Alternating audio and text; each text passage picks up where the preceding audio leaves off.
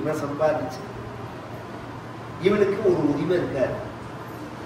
ஒரு 5 ரூபா தர்மம் செய்யணும்னா உள்ள ஒத்துக்க மாட்டோம். நான் சொல்றதெல்லாம் நடக்கிற இந்த உலகத்துல அதனால சொல்றேன். சுதந்திரம் வேண்டாம வாழ்க்கையில. அதுக்கு இவனும் ஒரு காரணம். எல்லாத்தையும் பிள்ளைகிட்ட தூக்கி கொடுத்தா அவன் கப்பரையை தான் திருப்பி கொடுப்பான். திருவோட கொடுத்து போய் பிச்சை எடுன்னு தான் சொல்லுவான். உனக்கு வாழறவன் தான் சுதந்திரம் வேண்டாம வாழ்க்கையில. குழந்தைகளை படிக்க வச்சோம், உத்தியோகத்துக்கு போனா கல்யாணம் பண்ணி வச்சோம், அதோட முடிஞ்சு போச்சு. நான் சம்பாதிச்சுட்டு என் காலத்துக்கு அப்புறம் தான் நான் வாழற பிறந்தம் நான் என்ன நினைக்கிறேனோ அந்த செலவை நான் தப்பா செலவு பண்ணணும்னு அர்த்தம் இல்லை. ஒரு தர்மம் நடக்கிறதா அதுல போய் நான் கலந்துக்கணும்னா அதுக்கு கூட குழந்தைகள்கிட்ட கேட்கணும்னா அது என்ன வாழ்க்கை? அது என்ன பரம்பரை சொத்தா என்ன? அவன் சம்பாதிச்சது. லோபித்தனம் வந்து சம்பாத்தியம் இல்லைன்னா பொதுவா சம்பாதிக்கிற வாழை பார்த்து பொறாமையா இருக்கும். நான் எவ்வளவு கஷ்டப்பட்டேன் தெரியுமா சார்? இப்பெல்லாம் எப்படி ஈஸியா பணம் வருது. இது வந்து ஐடி கம்பெனிலாம் வந்தவொடனே அவள் அப்பா அம்மா கேள்வி அவன் ரிட்டையர் ஆகிறதேவே 20 ரூபாய் 22,000 ரூபாய் தான் சம்பளமே. இந்த ஸ்டார்டிங்கே 1,00,000 ரூபான்னு உடனே அவனுக்கு 2 பிரச்சனை இருக்கு. கோபமும் வருது, அந்த குழந்தைய கண்ட்ரோலும் பண்ண முடியல. ஏன்னா இவனை விட 4 மணிக்கு அவன் சம்பாதிக்கிறதுனால ஃபைனான்ஸ் ரீதியா அவன் சுதந்திரம் ஆயிடுறான், ஃப்ரீடம் ஆயிடுறான். அதனால அவனை கண்ட்ரோல் பண்ண முடியல. இவனால கண்ட்ரோல் பண்ணினா வேண்டாம். இந்த இவன் சமீபத்தில் மாலை வச்சவங்க நடந்தது மெட்ராஸ்ல. என்கிட்ட யாராவது கேட்கறது நான் குழந்தைகளை அனுப்புவேன். என்கிட்ட ஒரு 10-12 சிஷ்யா இருக்கா. நான் மெட்ராஸ்ல இருக்கிறது, நான் டைரக்டா வைத்தியத்துக்கு போறதுக்கு எனக்கு டைம் இருக்காது. நிறைய பேர் பக்தால் உண்டோம், டிவோட்டிஸ் எல்லாம் கேட்டானா அவளுக்கு ஏற்பாடு பண்ணுது. அப்போ ஒரு பையன்கிட்ட கேட்டேன், ரெகுலராக ஒரு 15 வருஷமா பண்ணிட்டு இருக்கோம். அந்த மாமா பண்றாரான்னா இல்ல இந்த வருஷம் பண்ணால இருந்தாலும் ஏண்டான்னு இல்ல அவர் வந்து உடம்பு முடியலன்னு சொல்லிட்டு பிள்ளையாத்துக்கு வந்துட்டார். தனியா இருந்தவர் புள்ள வீட்டுக்கு வந்துட்டார். புள்ள ஐடியில ஒர்க் பண்றான் போல இருக்கு. அவன் வந்து மகாலயபட்சம் பண்ணணும்னு அவன்கிட்ட சொன்ன உடனே அப்படின்னா என்னன்னு கேட்டான். நான் நடந்தது அப்படியே சொல்றேன், வயசானவரெல்லாம் உட்காந்து யோசனை பண்ணுவாங்க சொல்றேன். அப்படின்னா என்னன்னு கேட்டான். என்னன்னு கூட சொல்லாம நம்ம இத்தனை நாளா நடத்திருக்கோம் குழந்தைகளை வளர்த்து. மேல புரட்டாசி மாசத்துல அம்மா பௌர்ணமாசைக்கு அப்புறம் வர பிரதமையிலேருந்து அம்மாவாசை பரியந்தம் உள்ளத்துக்கு மகாலய பட்சம்னு பேர். அதுல என்ன ஸ்பெஷல் அப்படின்னு சொன்னா பித்ருலோகம் அப்படின்னு ஒண்ணு இருக்கு. அதுல வந்து வருஷத்துக்கு ஒரு தடவை அதை லாக் பண்ணுவான். இந்த 15 நாள் பிதிர்களை விட்டுடுவா ஃப்ரீயா. அந்த பிதிர்கள்லாம் தேவிதரப்பூர் வெத்யுராகச்சன்னு எல்லாருமே நம்ம வீட்டுக்கு வந்துடுவாங்க. எல்லா பிதிர்களும் வருவார்கள். அந்த பிதிர்களுக்கு நாம ஸ்ராத்தம் பண்ணணும். 15 நாளும் பண்ணணும். இல்லையா பட்சம் முழுக்க தர்ப்பணம் பண்ணணும். அப்படி இல்லையா சக்ரன் மகாலயம்னு ஒரு நாளாவது பண்ணணும். அதுல ஒரு ஸ்பெஷல் என்னன்னா சாமான்யமா சாதாரணமா நாம அமாவாசையோ மற்ற நாட்கள்லாம் பண்ணும்போது அப்பா வழிக்கு பண்ணுவோம், அம்மா வழியில உள்ள தாத்தா பாட்டிக்கு பண்ணுவோம். மகாலய பட்சத்துல மட்டும் பிதிருவிய மாதுலாதி வர்க்கத்வய சகாதுக பிதிர்கள் அப்படின்னு பெயர். நம்ம அப்பாவோட கூட பிறந்த சகோதரிகள் அத்தை சித்தப்பா பெரியப்பா இவாளுக்கெல்லாம் பண்ணணும். அம்மாவோட கூட பிறந்த சகோதர சகோதரிகள் மாமா சித்தி பெரியம்மா இப்படிலாம் இருந்தா அவளுக்கெல்லாம் நம்ம சாதாரண நாள்ல ஒண்ணுமே பண்றது இல்லையே. இந்த மகாலய பட்சத்துல அவர்களுக்கெல்லாம் தர்ப்பணம் உண்டு. இது வந்து ஒரு 5 பேர் 6 பேர் வச்சு பண்ணணும். அம்மா இருந்தா 5 பேர், அம்மா இல்லைன்னா 6 பேர் வச்சு பண்ணணும். எத்தனை ரூபான்னு கேட்டாங்க. புத்தருக்கு 1000 ரூபாய் வீதம் கொடுக்கணும் அவர் சொல்லியிருக்கார். எத்தனை மணி நேரம்னு கேட்டிருக்கா. அரை மணி நேரம். அரை மணி நேரத்துக்கு 6000 ரூபாயான்னு அந்த பையன். ஏன்னா அவன் ஐடியில ஒர்க் பண்றான், மணிக்கணக்கில் தானே சம்பாதிச்சு போறான். அரை மணி நேரத்துக்குலாம் நீ 6000 ரூபாய்லாம் செலவழிக்க வேண்டாம், வெறும் தர்ப்பணம் மட்டும் பண்ணிக்கோ போகணுன்றான். அதனால அவர் பண்ணல மாமா அப்படின்னு இந்த பையன் சொன்னான். அண்ணா பண்ணலண்ணா அப்படின்னு. அப்ப நான் நினைச்சேன் அவனுக்கு மகாலயம்னாவும் இல்லைன்னு தெரியல, மணிக்கணக்கிற சம்பளம்னா அவன் என்ன நினைச்சிட்டு இருக்கான், இந்த ஐடியில எல்லாம் ஒர்க் பண்றாப்புல அந்த கணக்கு போடுறான். 6 பேர் வருவா 6 பேருக்கு தட்சிணை கொடுக்கணும் அப்படிங்கிற ரீதியில இவர் சொல்லி இருந்தாருன்னா அப்படி இவர் எப்படி சொன்னார், அவன் எப்படி இருந்திருந்தான்னு எனக்கு தெரியல. அந்த லெவல்ல தான் இருக்கு. கர்மங்கள்லாம் அந்த லெவல்ல தான் இருக்கு. பண்ண விட மாட்டான். சம்பாத்தியம் நின்று எடுத்துன்னு வச்சுக்கோங்களேன், நம்மளை சுதந்திரமா இருக்க விட மாட்டான். பிரத்தியார பார்த்தா கோபமும் வரும், பொறாமையாகவும் இருக்கும். இவன் சம்பாதிக்கிறான், அவன் சம்பாதிக்கிறான், அதுக்கு மேல விவாத நியாயங்களாம், அதுக்கு மேல எதுவும் பண்ணுவான். இவன் எப்படி சம்பாதிச்சான்னு என்ன கேளுமோ நான் சொல்றேன். இவன் நேர்மையா சம்பாதிக்கல, இவன் என்ன பிராடு பண்ணினான், இந்த கோபாலபுரம் வரத்தை இவன் எவ்வளவு பிச்சைக்காரனா இருந்தான், இன்னைக்கு எவ்வளவு பெரிய கோடீஸ்வரனா இருக்கா, இவன் கையில எவ்வளவு பணம் வந்தது, இது எத்தனை பிராடு பண்ணினான்னு சரி, எல்லாமே சரி, நீ அக்கௌண்ட்ஸ் எல்லாம் வச்சுக்கோ, இன்கம் டாக்ஸ்க்கும் எழுதி விடு. என்ன பண்ண போற? ஒருத்தரை பத்தி நாம பொறாமப்படுறதுனால என்ன லாபம்? அவர்களோட சொத்தோட மதிப்பை எங்கேயாவது குறைக்க முடியுமா நம்மளால? ஒண்ணுமே முடியாது. நமக்கு என்ன அதனால பிரயோஜனம்? இந்த மகாபாரதத்துல யக்ஷ பிரஷ்னம்னு தர்மபுத்திரர்கிட்ட யக்ஷஸ்னு கேள்வி கேட்கும், அதுக்கு பதில் சொல்லுவோம், கொஸ்டின் ஆன்சர் மாதிரி இருக்கு. இது கேட்டது பொறாமைன்னா என்னன்னு கேட்டது யக்ஷஸ், மாத்சரியம்னா என்னன்னு கேட்டு, மாத்சரியம்னு பேர் சமஸ்கிருதத்துல இருக்கு. பொறாமைன்னா பொறுத்தியார் சௌக்கியமா இருக்கிறத பார்த்து நாம அசிங்கப்படுறது, அப்படிலாம் ஏதோ சொல்லுவோம். தர்மபுத்திரர் ரொம்ப அழகா சொன்னார், பிறர் சௌக்கியமா இருக்கிறத பார்த்து நம்மளை நாமே கஷ்டப்படுத்திக்கிறதுக்கு பொறாமைன்னு பேரு. அவன் சௌக்கியமா இருக்கான், நாமும் சௌக்கியமா இருக்கோம் இப்படின்னு நினைச்சு போக வேண்டி இருக்க. ஐயோ அவன் சௌக்கியமா இருக்கானேன்னு நம்மளை சிரமப்படுத்தினா பிபி தான் ஏறும்.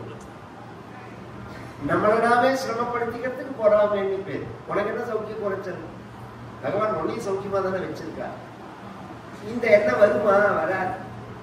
பகவான் ஆராதிச்சா பக்தியினால பகவான் கொடுப்பான் இந்த எண்ணங்கள் எல்லாம். அந்த காலத்துல எல்லாம் பார்த்தேன்னா பெருசா கருத்தியாரை பார்த்தேன்னா அபிப்பிராயமே சொல்ல மாட்டேன். ஒரு வயசாக பார்த்தேன்னா அப்படியே காமா இருக்கும். நான் பார்த்தேன் அவ்வளவு நிர்வாகம் பண்ணினேன். பாட்டிலாம் மூலையில குளிச்சுட்டு வந்து ஜபம் பண்ணிட்டு இருப்பான். அதான் என்ன கொடுத்தாலும் அதை சாப்பிடுவான். இன்னைக்கெல்லாம் படுத்தி எடுக்கிறா பார்த்தேன்ல, உப்பு இல்லை, உரப்பு இல்லை, எனக்கு இது வேணும் அது வேணும், வேற வேலை கிடையாது. அதான் விஷயமே. அப்புறம் டிவி பார்க்கறது, திங்கிறது, இந்த ரெண்டு தவிர வேற ஒன்றும் தெரியாது. ஜபம்னு ஒன்று பண்ணினோம், பாராயணம்னு ஒன்று பண்ணினோம், ஒடுங்கினோம் அப்படிங்கிறதே கிடையாது. அந்த காலத்துல ஏதாவது சமையல் கூட என்ன பண்றதுன்னு கேட்டுட்டு தான் பண்ணுவா பெரியவாள். இன்னைக்கு சுவாமி நைவேத்தியம் என்ன பண்ணணும் அப்படின்னு கேட்பான். அப்படிதான் கேட்கணும். இன்னைக்கு என்ன சாப்பிட்றதுக்கு பண்றதுன்னு கேட்கக்கூடாது. சொல்லிட்டு போறேன், முன்னாடி புரியறதோ புரியலோ ஒரு நாளைக்கு பதிவாகணும். அதெல்லாம் இன்னைக்கு என்ன சமையல் பண்றதுன்னு கேட்கக்கூடாது. இன்னைக்கு என்ன சுவாமி நைவேத்தியம் பண்ணணும்னு கேட்கணும்.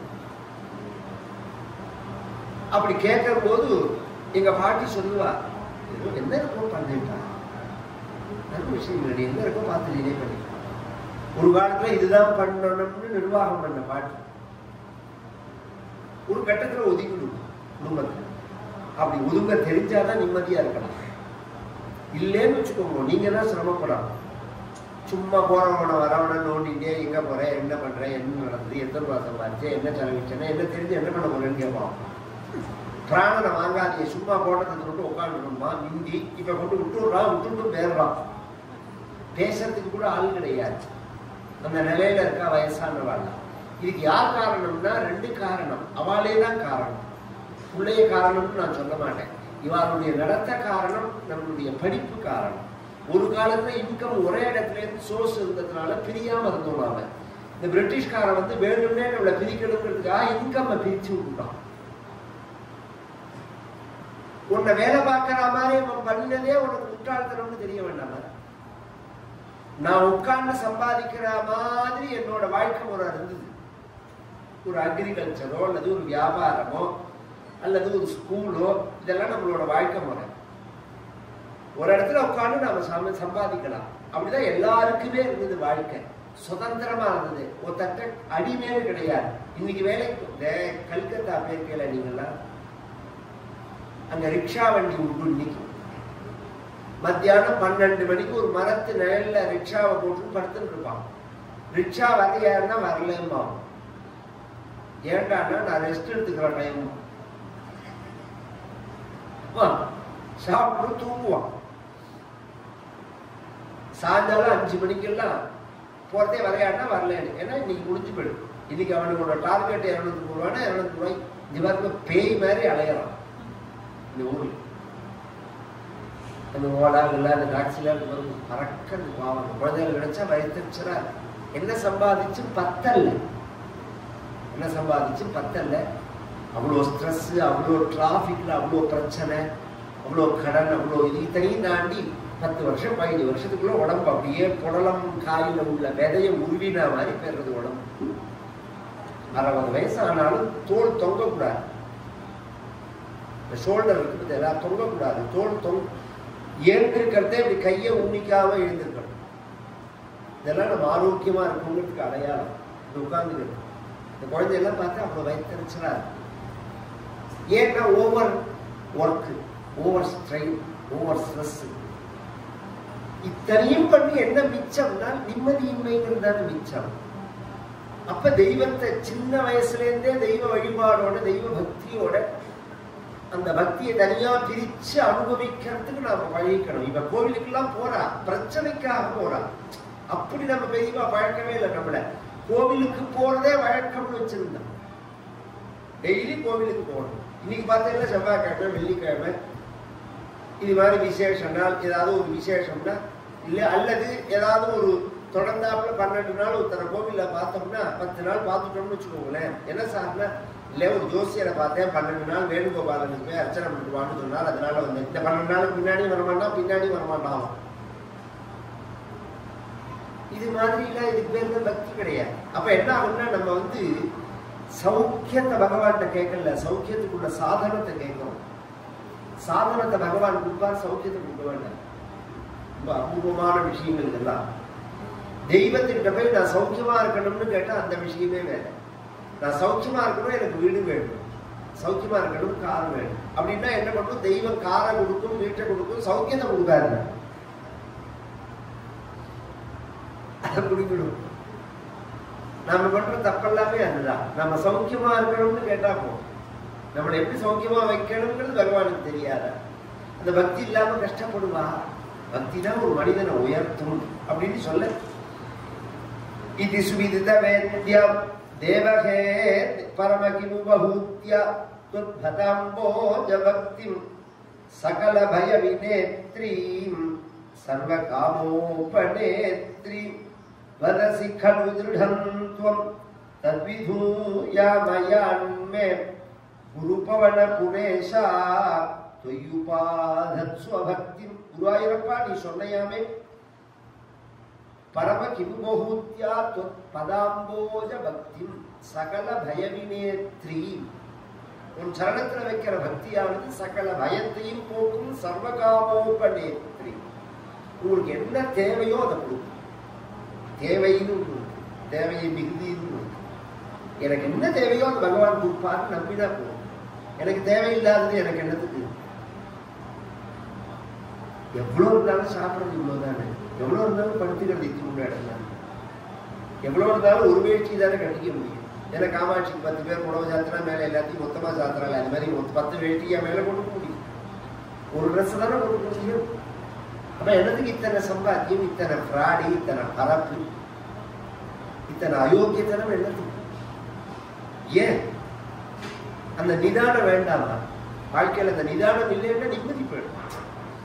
இந்த காந்தாரி சொல்லுவார், சூதாடி பஞ்சபாண்டவர்களுடைய சொத்தை புடுங்கலாம்னு துரியோதனும் சகுனியும் சொன்னோடனே காந்தாரி சொல்லுவார், நேர்மையற்ற வழியில பணம் வந்ததுன்னா குடும்பத்தையே நாசம் பண்ணணும். பிரத்வம்சினி க்ரூர சமாஹிதாஸ்ரீ மிருது பிரௌடாகச்சதி புத்திர பௌத்ராணி. அதனால பக்திங்கிறது சௌக்கியத்தையும் கஷ்டத்தையும் போக்கும், சௌக்கியத்தையும் கொடுக்கும், சர்வ காமோபநேத்ரி அப்படின்னு நீ சொன்னதை நான் முழுமையாக நம்புறேன், என்ன நீ ரட்சிக்கணும்னு சொல்லி தட்சனோட சரித்திரம் சொல்லி, அப்புறம் 3வது பெண்ணை கல்யாண விஷயம் பண்ணதை சொல்லி, மூர்த்திங்கிற பெண்ணுக்கிட்ட பகவான் நரநாராயணன் அவதாரம் பண்ணினான்னு அந்த சரித்திரம் சொல்லிட்டோம். சுவாயம்பூவனுடைய 2வது பையனுக்கு உத்தானபாதன் பேரு. அவன் கதையை சொல்றா 17வது தசகம். உத்தானபாத நிருபதே மனுநந்தனஸ்ய ஜயா பபூவ சுருச்சிஹி நிதராமபீஷ்ட அன்யாசுனீதிரிதி பர்துரநாத்ரிதாசா त्वामेव नित्यमगतिः शरणं प्रपन्न शरणं गता भूतुன்னு அதில் போட்டிருக்கும். சரணம் பிரபன்னான்னு ஒரு பாடம். உத்தான பாத நிருபதே. உத்தான பாதங்கிறவனுக்கு 2 மனைவி. மூத்த மனைவிக்கு சுனீதின்னு பேரு, இளைய மனைவிக்கு சுருச்சின்னு பேரு. இளைய மனைவியினுடைய வெட்டிகாரத்தனத்தினால மூத்த மனைவியானவள் ஒதுக்கப்பட்டாள். அவன் ரொம்ப நல்லவன், சாது. அதனால அவளை ராஜா ஒதுக்கி வச்சுட்டான். பெருசா அவளோட விவகாரம் பண்ண முடியல. ஏன்னா வாழ்க்கை அப்படிதான். யாரு மேல வருவா, யாரு கீழே போவாங்கிறதெல்லாம் அவா மேல வரத்துக்கு எம்பறதுக்கு முயற்சி பண்ணதான் பண்ணுவா. ஆனா தெய்வம் தான் தீர்மானம் பண்ணும் யாரை மேல வைக்கணும் யாரை கீழே வைக்கணும்னு. தெய்வம் தான் தீர்மானம் பண்ணணும். முயற்சி யார் வேணாலும் பண்ணலாம். இவ முயற்சி பண்றா. தானும் தன் குழந்தையும் இந்த சொத்தை அடையணும் அப்படிங்கிறதுக்காக மூத்த மனைவியையும் அவன் குழந்தையையும் ஒதுக்கி வைக்கிறா. அவன் என்ன பண்றான்னா துவாமேவ நித்திய மகதிகி சரணம் பிரபன்னா. பகவானை பிடிச்சிருக்கா.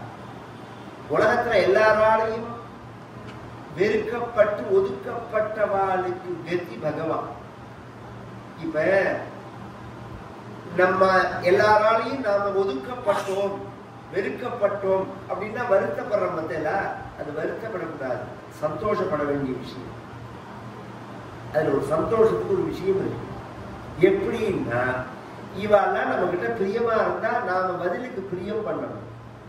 பிரியத்தை வச்சோம்னா நம்ம கொண்டு பகவான்கிட்ட முழுசா மனசை சமர்ப்பணம் பண்ண முடியாது.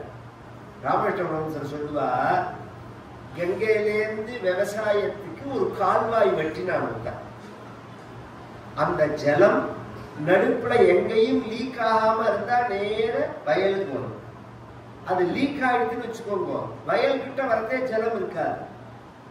அது மாதிரி நம்ம மனசு நேர முழுஷா பகவான்கிட்ட போகாம மனைவிட்ட கொஞ்சம், புள்ளேட்ட கொஞ்சம், மாட்டு பொண்ணுட்ட கொஞ்சம், பொண்ணுட்ட கொஞ்சம், மாப்பிள்ளைட்ட கொஞ்சம், பேரன்ட்ட கொஞ்சம், இப்படி பிச்சு பிச்சு வச்சுக்கோன்னு வச்சுக்கோங்க, பகவான்கிட்ட வரதே கொஞ்சம் கூட இருக்காது. இங்க கொஞ்சம் கொஞ்சம் கூட தான், இப்ப கொஞ்சம் கூட இருக்காது. வரட்டு மனசா இருக்கு.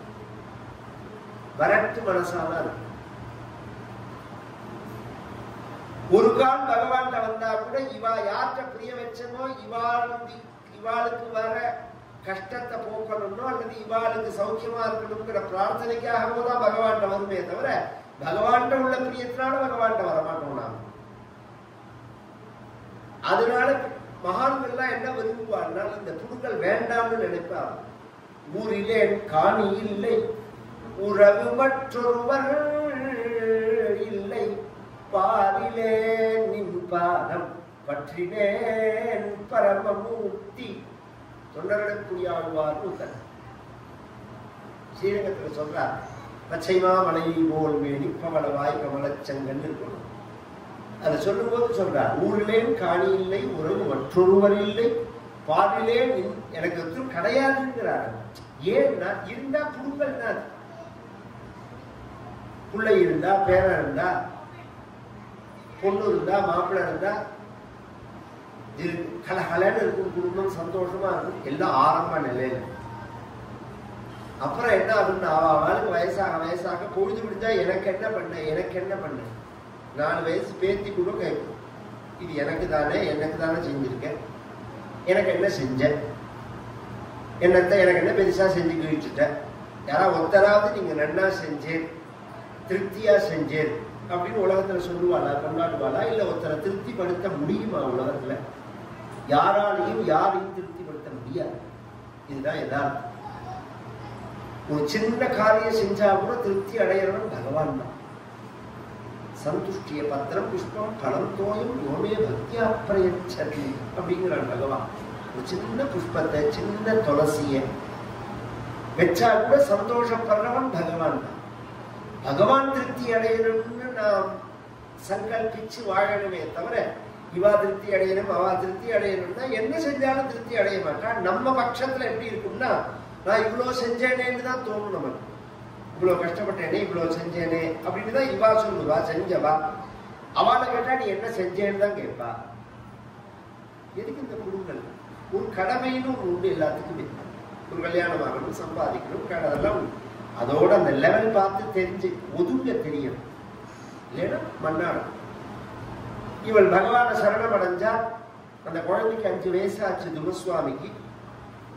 ஒரு நாளைக்கு தன் தம்பியான உத்தமன விளையாட்டுக்கு கூப்பிடுறதுக்காக போறதே அவன் அப்பா மடியில உட்காந்துக்கிறத பார்த்துட்டு தானும் அப்பா மடியில உட்கார்ந்தா தேவலேன்னு இவனுக்கு தோன்றது. அங்கே பிதுஹு சுருச்சி புத்திரகம் உத்தமந்தம் திருஷ்டுவா த்ருவ கில சுனீதி சுதோதிரோக்ஷ்யன்னே ஆதிக்ஷிபே கில சிசுஹு சுதராம் சுருச்ய துஸ்த்யந்த்யஜா खलु भवद्विमुखैः असूया त्वन्मोहिते पितरि पश्यति दारवश्ये दूरं दुरुक्ति निहतः सगतो निजाम्बां सापि स्वकर्मगति सन्तरणाय पुंसा त्वत्पादमेव शरणं शिशवे शशंस. தான் குழந்தைகளுக்கு ஒரு குழந்தை செய்யறத பார்த்தா இன்னொரு குழந்தைக்கு ஆசை வரும். ஒரு குழந்தைய எடுத்து கொஞ்சணும்னா இன்னொரு குழந்தைய என்ன கொஞ்சம் வயசு வித்தியாசம் இல்லாம, இது குழந்தைகளுடைய ஒரு சுபாவம். அது தானும் அப்பா மடி ஏறணும்னா அவ பார்த்தா சுருச்சி. இது விளையாட்டு இல்லை. இன்னைக்கு அப்பா மடி ஏறுறது இதோட நிற்காது, சிம்மாசனம் அது என்னது வரும். அரசியல்கள் சின்ன விஷயம் இல்லையே. ஆரம்பத்திலேருந்தே சத்ருக்களை ஒழிச்சுட்டே வந்தாதான் இவன் அந்த லட்சியத்தை அடைய முடியும். இது சின்னதுதானே விட்டுட்டான்னா அது பெருசு வளர்ந்தா இருக்கும். ஒரு நாள் 2 நாள் பிளான் இல்லை அரசியல்ங்கிறது. ஏதாவது ப்ரூஃப்ல வேணா அப்படி நடக்கலாமே தவிர பெரும்பாலும் அரசியல் எப்படி நடக்கணும்னா பிறந்தத்திலேருந்தே அந்த புத்தி வேலை செஞ்சுட்டே இருக்கணும். அதுவும் கிரிமினலா வேலை செய்யணும். இவ அது மாதிரி நினைக்கிறா. இவனை ஏற விடக்கூடாதுன்னு சொல்லி தடுத்து என் வயத்துல பிறக்காதனால நீ அப்பா மடி ஏறக்கூடாது, என் வயத்துல பிறந்தாதான் நீ ஏறலாம். என்ன அர்த்தம்? நீ அன்பிட் அப்படின்னு சொல்லி அனுப்ப இந்த உத்தான பாதனும் பேசாம இருக்கான். துன்மோகிதே பிதரி பசியதிங்கிறான். அவனாவது அப்படிலாம் சொல்லாத குழந்தைக்கு என்ன தெரியும்? அது மடிதானே ஏற வராது, அது பாட்டுக்கு ஏறட்டும் அப்படின்னு சொல்லலாமே. சொல்லலையேன்னா துன்மோகித்தேங்கிறான். மயக்கத்துல இருக்கான் இளமை. அப்படி சொல்லிட்டான்னா 2 வச்சு அடிச்சுக்கொள்ளணும். அப்புறம் நரகமா போயிடும். ராத்திரி முழுக்க சண்டை போடுவோம். அதனால ரொம்ப வேண்டாம்னு பேசாம இருக்கும். சுதந்திரம்ங்கிறது என்ன? சுதந்திரமா இருக்கிறதுனா என்ன? ஆசைப்படாம இருந்தா சுதந்திரம். ஆசை இருந்தா அடிமையா இருக்க வேண்டியது. ஒரு ஆசை உங்களுக்கு இருந்துன்னா அந்த ஆசையை நிறைவேற்றிக்கிறதுக்கு நீங்க அடிமையா தான் ஆகணும். சுதந்திரமா இருக்கிறதுன்னு ஆசையே இல்லாம இருந்தா சுதந்திரமா இருக்கணும். இவன் வாயை புத்தின்னு இருக்க இந்த குழந்தையான துருசுவாமிக்கே தன் அம்மாட்ட இது மாதிரி சித்தி சொன்னார்னு சொல்ல, இது பாரு உலகத்துல எல்லாருமே இப்படிதான். யாரும் கெட்டவாளும் கிடையாது, யாரும் நல்லவாளும் கிடையாது. நம்ம நேரம் நன்னா இருந்தா நல்லவாளா இருப்பா, நம்ம நேரம் சரியில்லைன்னா கெட்டவாளா இருப்பா. இப்ப நம்மளைதான் நாம் சரி பண்ணிக்கணும். இன்னொருத்தர குறை சொல்றதுல இந்த விஷயமே கிடையாது. புரிகிற மாதிரி சொல்லணும்னா ஒருத்தன் பிறக்கிறதேவே அதிர்ஷ்டத்தோட பிறக்கணும். இல்லையா அதிர்ஷ்டத்தை சம்பாதிச்சுக்கணும். பிறக்கிறதேவே அதிர்ஷ்டமா பிறக்கிறது பூர்வ ஜென்மங்கள்ல உள்ள சுமூர்த்தம். பிறக்கிறதே எனக்கு அது மாதிரி எல்லாம் இல்லை. அம்பானிக்கு அதானிக்கு பிள்ளையா பிறந்தா பிறக்கிறதேவே அதிர்ஷ்டம்னு அர்த்தம். அது மாதிரி எனக்கு இல்லை. அப்ப நான் என்ன பண்றதுன்னா நான் அம்பானி அதானி மாதிரி ஆகணும்னு நினைக்கணும். உங்க ரீதியில புரியறதுக்காக இந்த விஷயத்த சொல்றேன். உடனே அம்பானி அதானி அதிர்ஷ்டம்னு அவன் குழுக்கள் என்னன்னு அவனை கேட்டாதான் தெரியும். நமக்கு ஜனங்களுக்கு அதுதான ஒரு பிரமையா இருக்கு. அதுக்காக இந்த விஷயத்த சொல்றேன். கிராமத்துல இருந்தா இந்த வார்த்தைகள்லாம் சொல்ல மாட்டேன். இந்த பக்கத்துல ஒரு பையன் இருக்கா, என்னோட சிஷ்யன் இருக்கு. இந்த போயஸ் கார்டன்ல நான் சொல்றதுக்கு 10 வருஷம் முன்னாடி 50,000 ரூபாய் வாடகை கொடுத்துருக்கா. வீடு சொந்த வீடு கிடையாது. நான் கேட்டேன், பாண்டியன் ஏன் பாண்டியன் சம்பாதிக்கிற பணத்தை கொண்டு இப்படி யாரா 50,000 ரூபாய் வாடகை கொடுத்தாங்க? கொஞ்சம் அவுட்டர்ல இருந்தோம்னா ஒரு 15,000 ரூபாய் 10,000 ரூபாய் வீடு இருக்கும், மிச்சம் 35,000 ரூபாய் மிச்சமாகுமே. அப்படி இல்லை சாமின்னா, நான் இருக்கிற இடத்த சுத்தி இருக்கிறவாளை பார்த்தா எனக்கு ஒவ்வொரு நாளும் வெறி வரும். இவன் மாதிரி ஆகணும், இவன் மாதிரி ஆகணும். அப்பதான் நான் வாழ்க்கையில முன்னேற முடியும் அப்படின்னா. ஓஹோ, அப்படி வேற இருக்கான்னு நினைச்சிருந்தேன். நம்ம பெரியவாள்லாம் அந்த சிஸ்டத்துலதான் ஊரை அமைச்சது. ஒத்த மனசு உடையவா ஒத்து இருப்பா, தெய்வீகமா உள்ளவா ஒரு தெருவில் இருப்பா, தச்சர்கள்லாம் ஒரு தெருவில் இருப்பா, கொயவர்கள்லாம் ஒரு தெருவில் இருப்பா, விவசாயிகள்லாம் ஒரு தெருவில் இருப்பா. இதுல ஏற்றத்தாழ்வுன்னு அர்த்தம் இல்லை, ஒத்த மனம் உடையவர்கள் அர்த்தம். அப்ப என்ன ஆகும்னா, பெருசா நமக்கு நேர்மை இழக்கணும்னு தோணாது. நான் 10 ரூபாய் சம்பாதிச்சுட்டு எனக்கு பக்கத்து வீட்டுல இருக்கிறவன் 10,000 ரூபாய் சம்பாதிச்சான்னா எனக்கு வெறி வரும். வெறி வர்றது தப்பு கிடையாது, ஆசைப்படுறது தப்பு கிடையாது, தப்பு பண்ணணும்னு தோணும். இன்னைக்கு அப்படிதான் ஆயிடுச்சு. ஒரு காலத்துல உழைச்சு நேர்மையா உழைச்சு சம்பாதிக்கணும்னு சொல்லியிருந்தோம் நாமெல்லாம். சம்பாதி எப்படி பண்ணணும்னா நேர்மையா உழைச்சு சம்பாதிக்கணும். கொஞ்ச காலம் ஆன உடனே இந்த நேர்மைங்கிறது போச்சு, உழைச்சு சம்பாதிக்கணும்னா. இப்ப எப்படி இருக்கணும்னா சம்பாதிக்கணுங்கிறது மட்டும்தான் இருக்கு. நேர்மையும் கிடையாது, உழைப்பும் கிடையாது, சம்பாதிக்கணும் அப்படிங்கிற லெவல்ல தான் ஜனங்களோட மனோபாவம் இருக்கு. எல்லாருக்கும் சௌக்கியமா இருக்க முடியுமானா முடியும். நான் டவுன் அனுசரிச்சு இந்த வார்த்தைகளை சொன்னேன். இந்த மாதிரி பொல்லையா பிறக்கணும்னா அதிர்ஷ்டத்தோட பிறக்கணும், இல்லையா அதிர்ஷ்டத்தை சம்பாதிச்சுக்கணும். அதுக்கு என்ன பண்ணணுமோ அந்த காரியத்தை பண்ணணும். அதுக்கு ஒரே வழி என்ன அப்படின்னு சொன்னா, சாபி ஸ்வகர்மகதி சந்தரணாய பும்சா. ஒருத்தருடைய கர்மா இருக்கு பாருங்க, அதுதான் சுக துக்கத்துக்கு காரணம். அந்த கர்மாவை போக்கிக்காம துக்கத்தை போக்கிக்க முடியாது. நீங்க மேலோட்டமா புண்ணு இருக்குன்னா மேல மட்டும் கிளீன் பண்ணா போறாது, அதுக்கு கீழே உள்ளத்தையும் கிளீன் பண்ணணும். அப்பதான் மேல சீ பிடிக்காம இருக்கு. விஜயதாசர்னு ஒருத்தர், கன்னட பக்தர்கள்ல விஜயதாசர்னு ஒருத்தர், கன்னட கீர்த்தனங்கள்ல பிரசித்தமானவர் அவர். சதா என்ன ஹೃದಯದಲ್ಲಿ ವಾಸ ಮಾಡೋ ಶ್ರೀಹರಿಯೇ ನಿನ್ನ ನಾನು ಬಿಡುವನಲ್ಲ.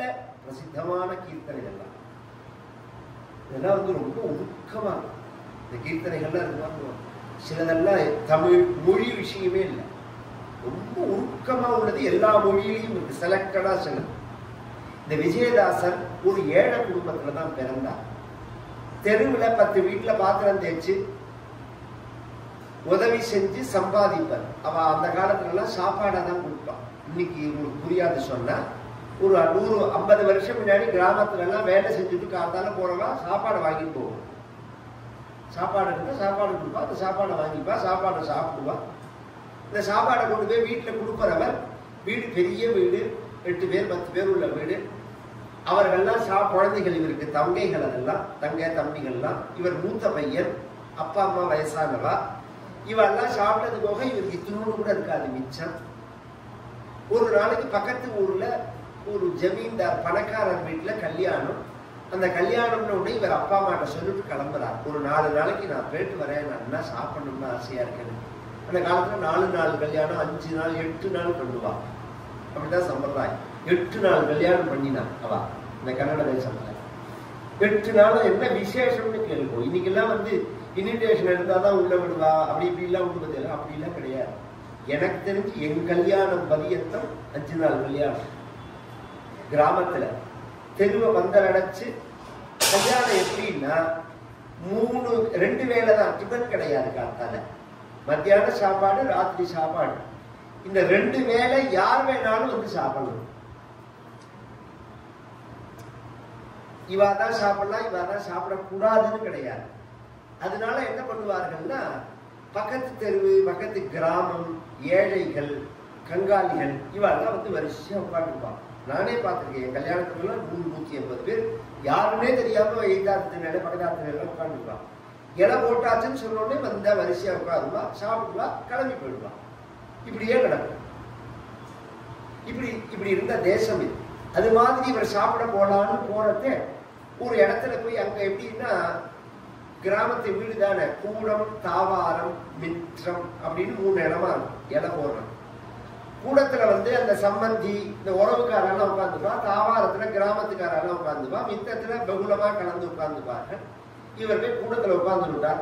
ஒரு இலை தான் மிச்சம் இருந்தது, அதுல உட்காந்துட்டார். ஃபர்ஸ்ட் ரோலேன்னு உங்களை உங்களுக்கு புரியுற மாதிரி சொல்லணும்னா, அங்கேருந்து ஒருத்தர் வந்தார். அப்பா இருக்கா, நம்ம பிள்ளைய பெற்று அப்பா ஒருத்தருக்கு இடம் இல்லை, சொந்தக்கார ஆளுக்கு, அதனால நீ கொஞ்சம் எழுந்து போட அம்பி, நீ போய் அந்த இடத்துல உட்காந்துக்கோ, அவளை உட்காந்து ரெக்வஸ்டா தான் அவன் சொன்னான். அங்க போனா இடம் இல்லை. அங்க போனோடனே அங்க உள்ளவர் ஒருத்தர் சூப்பர்வைசர் சொன்னார், கொள்ளையில கிணத்துல இருந்து தான் தண்ணி இறைக்கணும், ஜலத்தை கொஞ்சம் இறைச்சி கொடு, ஹெல்ப் பண்ணு, நீ அடுத்த பந்தியில சாப்பிடலாம் அப்படின்னு உடனே அங்க போனா வந்துட்டே இருக்கா, கையாளப்பட்டுக்கு இவர் இறைச்சுட்டே இருக்கார். அது நிக்கல்ல முடிஞ்சு பார்த்தா பந்தி முடிஞ்சு போயிடும்.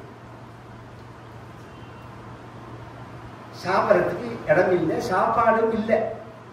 அத்தனை பேர் சாப்பிட்டு தீர்ந்தும் போயிடுது. சமயக்காராட்டமே கேட்டா, நீ எங்கடா போன, 5000 பேர் சாப்பிட்டுக்கா, இத்தனை நேரம் எங்க போனேன்னு கேட்கிறாரு. சரி வாசல்ல போய் படுத்துக்கலாம்னா, படுத்துக்கிறதுக்கு இவர் ஒரு இடத்துல உட்காந்துட்டாங்க. ஒருத்தர் சொன்னார், நான் இங்க உக்ரானம் பாக்குறவன்டா குழந்தை, நான் இங்க இருந்துதான் இவாளெல்லாம் பார்க்க முடியும், இது நான் படுத்துக்கிற இடம், வேற ஏதாவது ஒரு இடம் இருந்தா நீ பார்த்து படுத்துக்கோன்னு அந்த இடத்தையும் மிரட்டி விட்டுட்டாங்க. இவருக்கு சாப்பிட்றதுக்கு இடம் கிடைக்கல, படுத்துக்கிறதுக்கு இடம் கிடைக்கல. அப்போ உட்கார்ந்து விஜயதாசன் யோஜனை பண்றார், இடமே இல்லையா, சாப்பாடே இல்லையான்னா அப்படி இல்லை. 5000 பேர் சாப்பிட்டுருக்கா, நமக்கு தான் கிடைக்கல. 500 பேர் படுத்துட்டு இருக்கா, நமக்கு தான் கிடைக்கல. அப்ப ப்ராப்ளம் எங்க இருக்குன்னா நம்ம கிட்ட தான் இருக்கு. நம்மோட பாவம் தான் கிடைக்கல. இந்த பாவத்தை நாம போக்கிக்காம எங்க போனாலும் இப்படிதான். இதுதான் அடிப்படை. இதை சரி பண்ணிக்காம நீங்க எங்க போனாலும் அப்படிதான் இருக்கும் பிரச்சனை. அதை சரி பண்ணிக்கணும்னு தான் நினைக்கணும். சுவாபி ஸ்வகர்மகதி சந்தரணாய பும்சம். கர்மாவனால ஏற்படக்கூடியதான சுக துக்கங்கள் இருக்கு, அதுவும் பிரத்யேகமா துக்கம் இருக்கு, அதை ஒருத்தன் தாண்டணும். தாண்டணுங்கிறது இந்த இடத்துல தரணம்னு சொல்லல, நாராயண பட்டத்தில் சந்தரணம்ங்கிறார். முழுமையா தாண்டணுங்கிறார், அறகுறையா தாண்டக்கூடாது. அதுக்கு ஒரே வழி என்ன, எத்தனையோ பரிகாரங்கள் இருக்கு, அது அறகுறையா தாண்டி நிற்கும். ஒரு வியாதின்னா வியாதிக்கு மந்திரிக்கலாம், இல்ல ஊர்ல போய் யாரையும் முடிய கட்டிக்கலாம், இல்ல இன்னைக்கு தன்வந்திரி சுவாமியோட அலங்காரம், இந்த தன்வந்திரியை தரிசனம் பண்ணலாம். கமல கருணம் புத சுந்தரஸ்தனத்துவம் பின்னாடி நாராயண பட்டத்திரி சொல்ல போறார் இந்த தன்வந்திரியை பத்தி வர்ணிக்கிறது. நனு தன்வந்தரி புத்திதோம் புராசே அமிர்தம் கலசே மகன்கராபியம் அகிலா திம்ஹர மாருதாலயேஷா. கையில அமிர்த கலசத்தை வச்சுட்டு பகவான் பார்க்கடல்ல இருந்து இப்படி வெளியில வந்த அந்த கோலமன் அந்த தன்வந்திரியை பூஜை பண்ணினாலும் வியாதி போகும். கவர்மெண்ட் மாத்திரையிலவே வெள்ளசேப்பு மாத்திரையை சாப்பிட்டாலும் வியாதி போகும். தனியார் ஆஸ்பத்திரியிலவே வைத்தியம் பண்ணினாலும் வியாதி போகும். சித்தார்த்து போனாலும் வியாதி போகும். ஆயுர்வேதத்துக்கு போனாலும் வியாதி போகும். மந்திரிச்சாலும் வியாதி போகும். வியாதி போறதுக்கு பல வழிகள் இருந்தாலும் தெய்வத்துக்கிட்ட வரணுங்கிறது நிரந்தரமானது. அப்பதான் அதை தாண்ட முடியும். இன்னைக்கு கவனிக்கிறமே, அது எப்ப ஜனங்களுக்கு புரியறதுன்னா எடுத்த உடனே அது புரியல. இப்ப நான் சொன்ன எல்லாத்துக்கும் போயிட்டு கடைசியில சொத்தெல்லாம் ஒழிச்சு கட்டிட்டு இனி வைத்தியம் பண்றதுக்கு பணம் கிடையாதுன்னு சொல்றதே, டாக்டரும் மருந்து வேலை செய்யலன்னு சொல்றதே கோவில் கோவிலா ஏறி இறங்கலாம். நீ வைத்தியம் தான் வசத்தின்னா வைத்தியத்தோட நிறுத்திக்க வேண்டியதானே, எதுக்கு பூஜை பண்ற? அதான இந்த கேள்வியே. வைத்தியமே உன்னை காப்பாத்துனா அப்புறம் எதுக்கு பூஜை பண்ற? வைத்தியம் பண்ணினாலும் அந்த மருந்து டாக்டர் கொடுத்தாலும், டாக்டர் வசதியா இருந்தாலும் மருந்து வசதியா இருந்தாலும் உடம்புல அது வேலை செய்யணுமே. அதுதானே இந்த விஷயமே.